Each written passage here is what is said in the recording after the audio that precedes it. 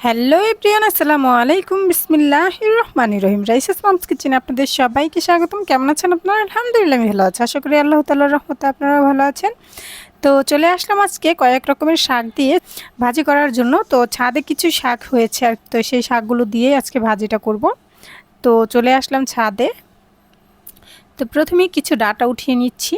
তো যদি ফল টল গাছ নাও হয়, কিন্তু কিছু শাক টাক লাগিয়ে দিলে কিন্তু ছাদে হয় কিন্তু আল্লাহর রহমতে।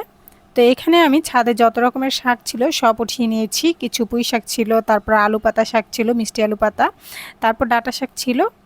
অল্প অল্প করে আমি সবগুলো শাক উঠিয়ে নিয়েছি। উঠিয়ে তারপর চলে আসলাম নিচে।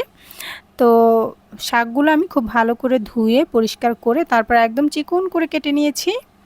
তো ডাঁটা শাক, পুঁই শাক আর মিষ্টি আলু শাক দিয়ে কিন্তু আমি এই ভাজিটা করব। তো এখানে কিছু কাঁচামরিচ, কিছু পেঁয়াজ আর পরিমাণ মতো লবণ দিয়ে দিয়েছি। দিয়ে এগুলো আমি একটু সিদ্ধ করে নেব।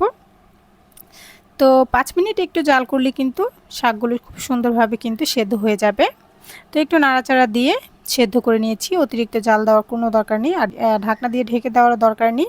ঢাকনা দিয়ে ঢেকে দিলে আর অতিরিক্ত জাল করলে কিন্তু শাকগুলো লাল হয়ে যাবে। সবুজ সবুজ থাকলে কিন্তু শাক ভাজিটা খেতে ভালো লাগে, দেখতেও সুন্দর লাগে। তো শাকটা আমি নামিয়ে নিয়েছি সিদ্ধ করে। তারপর চুলায় একটা কড়াইয়ে বসিয়ে দিয়েছি। কড়াইয়ের মধ্যে দিয়ে দিয়েছি তেল। তেলটা একটু বেশি করে দিয়েছি। শাকের মধ্যে, শাক ভাজির মধ্যে কিন্তু তেলটা কম হলে একটু ভালো লাগে না খেতে। তো দিয়ে দিয়েছি কিছু রসুন, তারপর দিয়ে দিলাম চিকন করে কেটে রাখা পেঁয়াজ, তারপর দিয়ে দিয়েছি একটি শুকনো মরিচ। তারপর এগুলো আমি খুব সুন্দরভাবে লাল করে ভেজে নেব। তো ভেজে নেওয়ার পর এখানে আমি দিয়ে দিয়েছি শাকগুলো, সেদ্ধ করে রাখা শাকগুলো দিয়ে দিয়েছি। তো 5 মিনিট জাল করলেই কিন্তু শাকটা আমার হয়ে যাবে। তেলের মধ্যে 5 মিনিট আমি একটু জাল করে নেব শাকটা। তো 5 মিনিট জাল করার পর কিন্তু শাক ভাজিটা আমার পারফেক্টভাবে হয়ে গেছে। এই শাক ভাজিটা খেতে কিন্তু অসম্ভব মজা। তো আমি আগে জানতামই না যে ডাঁটা শাক, আলু, মিষ্টি আলু শাক আর কি সব কিছু শাক মিলিয়ে যেভাবে সুন্দর একটা ভাজি হয়। তো আইডিয়া করে একদিন ভাজি করেছি, খেতে কিন্তু অসম্ভব মজা হয়েছিল। তো শাকগুলো কিন্তু একদমই গলে গেছে, সেদ্ধ হয়ে গেছে। শাকগুলো কিন্তু খুব সুন্দরভাবে সেদ্ধ হয়ে গেছে, একদমই গলে গেছে।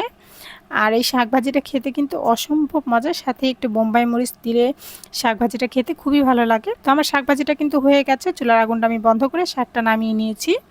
তো ভিডিওটা এতক্ষণ দেখার জন্য আপনাদের সবাইকে অনেক অনেক ধন্যবাদ। সবাই ভালো থাকবেন। আল্লাহ হাফেজ।